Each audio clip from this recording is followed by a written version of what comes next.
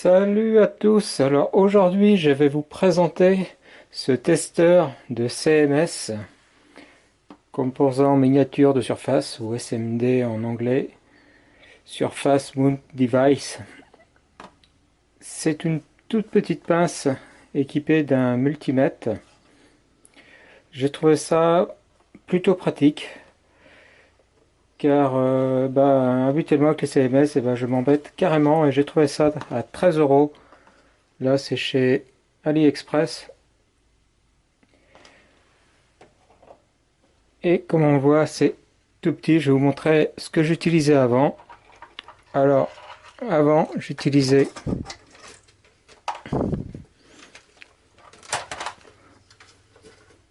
une pince qui se branche sur le multimètre. En plus, celle-là, c'est vraiment de la qualité ultra cheap. On voit, c'est super mou, c'est même pas doré. Donc, belle cochonnerie. Ce qui fait que j'avais fini par prendre mon multimètre et y fixer avec de la gaine thermorétractable des aiguilles pour permettre de pointer sur les circuits plus facilement, les composants à tester. Mais lorsque le composant n'est pas sur la plaque, si on veut tester un composant déjà essoudé, là c'est de nouveau la galère. Donc j'ai dû terminer ce genre de bêtises. On va prendre une solution un peu plus intelligente. Alors voilà ce qu'on reçoit.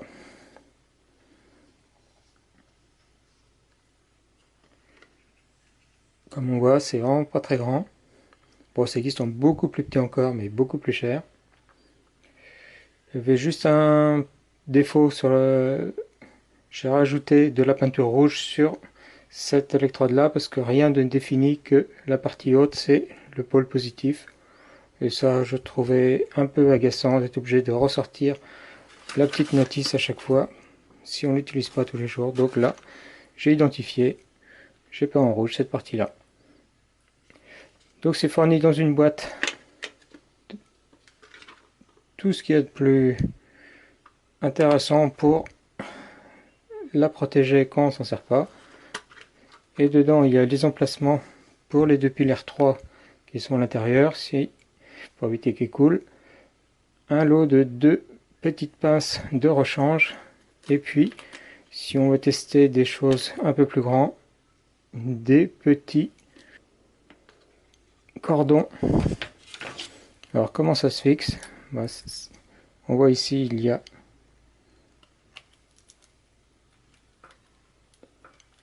des emplacements qui sont prévus. Et comme ça permet de s'en servir réellement comme un multimètre classique.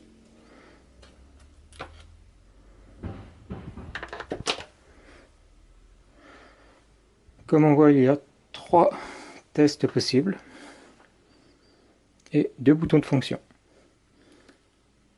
Alors dans l'ordre, il y a la position RDC pour tester les résistances, les diodes et les condensateurs. Ça c'est le modèle 999C, ça veut dire que j'affiche en 6000 points. Il y a le modèle A et B qui affiche avec un peu moins de résolution. Ensuite il y a le mode test diode où il va y avoir une tension générée par cet appareil et la diode va s'éclairer ou pas. Bien sûr, si c'est une diode LED. Permet également de tester les diodes Zener.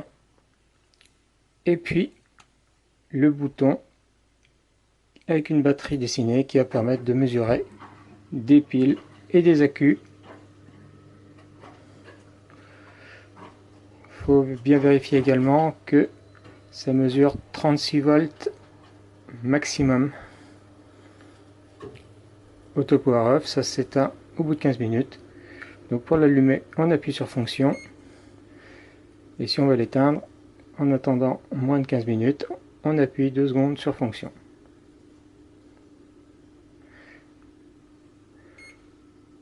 Donc là, je suis sur le test batterie. Donc on voit ici DC.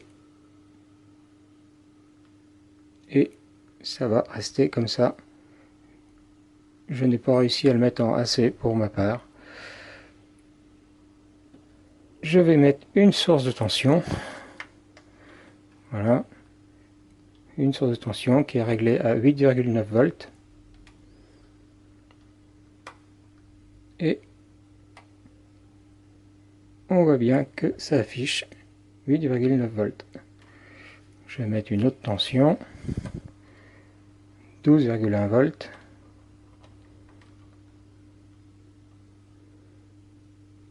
Et on a bien 12,08 volts. Donc tout va bien, la partie multimètre. Bon, on va tester également si on inverse. Et on va également mesurer la même chose en négatif si on veut. Voilà, on obtient bien moins 12,1 volts. Pour une pile bouton, c'est assez... Alors il y a une fonction qui est plutôt intéressante, c'est qu'il y a une consommation électrique exprès de 10 mA qui permet de simuler une consommation électrique. Et pour tester une pile bouton, c'est l'idéal, parce que c'est pas parce que la vide elle a une bonne tension qu'elle va pas complètement s'effondrer dès qu'on l'utilise. Celle-là est neuve. Je teste et j'obtiens 3,07 volts avec une légère consommation. Petite astuce, si vous voulez voir la tension à vide, vous inversez. Et la tension à vide est 3,2 volts. Bon, bien sûr en négatif là, puisque je l'ai branché avec le pôle plus à la place du pôle moins. Je vais prendre maintenant la même chose, mais une usagée. La tension à vide est toujours 3,2 volts, donc elle semble bonne. Par contre, si je la teste dans le sens avec une légère décharge, on s'aperçoit que la tension n'est plus que de 2,6 volts. Donc ça veut dire que celle-là, elle est foutue. Il y a un bouton REL qui veut dire relatif. C'est si on veut mesurer par rapport à une autre référence. Par exemple, je dis que ma référence c'est justement mes 2,6 volts. Je clique REL. Du coup, ça met 0 volts à ce niveau-là. Et après, toutes les tensions que je mesurerai seront référencées par rapport à ce potentiel. C'est pour ça que par défaut, j'ai moins 2,7. Si on va revenir en mode normal, on rappuie dessus et la fonction REL disparaît. Et on s'en resserre de façon normale. Ensuite, on va se mettre dans le mode test diode.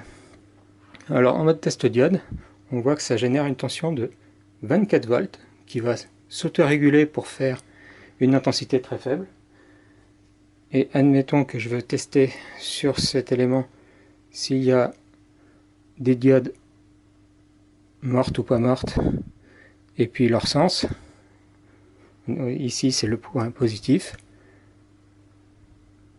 Voilà, celle-là je sais que le pôle positif est vers le haut et qu'elle est bonne. Et de la même façon, celle-là est bonne, celle-là est bonne, celle-là est bonne, celle-là est bonne, celle-là est bonne, celle-là est bonne. Voilà, donc elles sont toutes bonnes. C'est quand même très pratique. Et si on veut tester, parce que là elles sont toutes branchées en parallèle, s'il y en a une, les tester en lot. Je me mets par exemple entre ce point là et ce point là, et tant que ma tension de 24 volts n'est pas dépassée, et je peux tester puis plusieurs diodes branchées en série en une seule fois. Vraiment très pratique.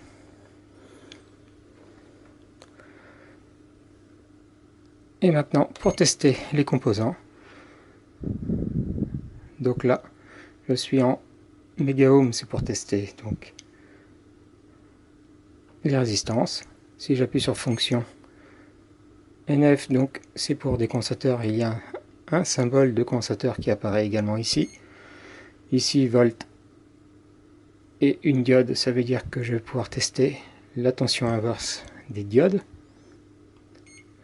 Et ici une résistance et ohm qui apparaît avec un symbole buzzer, ça veut dire que là ça va être un test de continuité.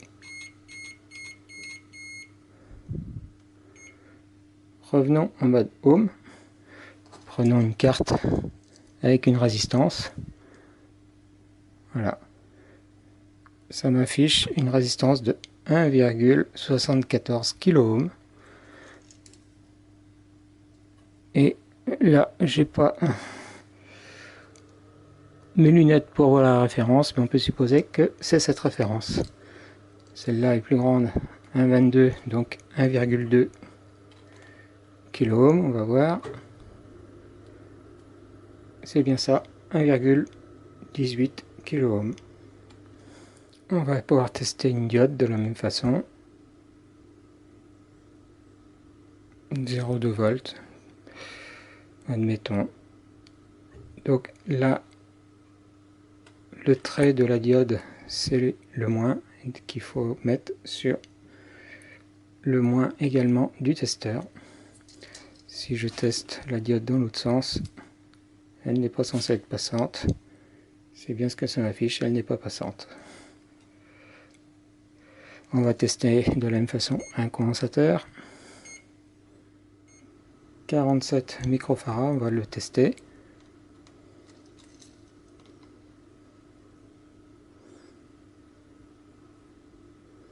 Effectivement, j'ai bien dans les 47 microfarads. Il y a un tout petit ici, mais je ne vais pas pouvoir le mesurer tout seul puisque vous n'allez pas voir, mais ce petit condensateur est branché en parallèle avec ce gros condensateur. Donc je vais mesurer l'ensemble des deux. Celui-là est fait pour la haute fréquence. Donc c'est le souci également parfois de tester des composants sur la carte, c'est que les composants ne sont pas forcément tout seuls. Bon, je vais mettre directement en borne ici. 88 microfarads.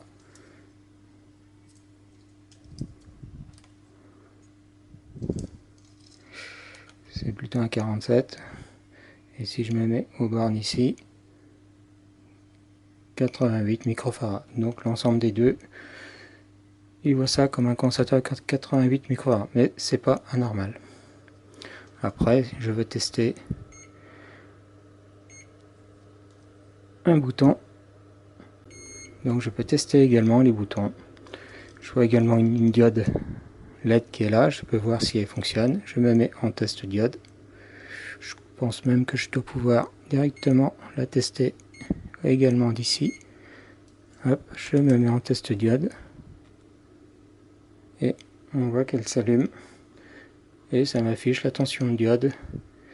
On va faire la même chose dans le mode vraiment test diode. J'ai bien ma diode qui s'allume.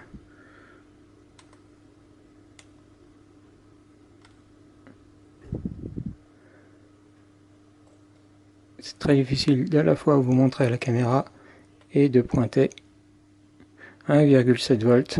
Ça correspond bien à la tension d'une diode rouge. Donc voilà,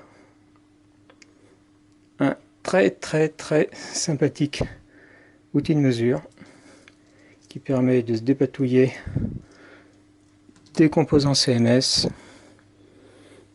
Vous pouvez également tester des composants qui sont déjà dessoudés pour vraiment un tarif très raisonnable. Allez, ciao!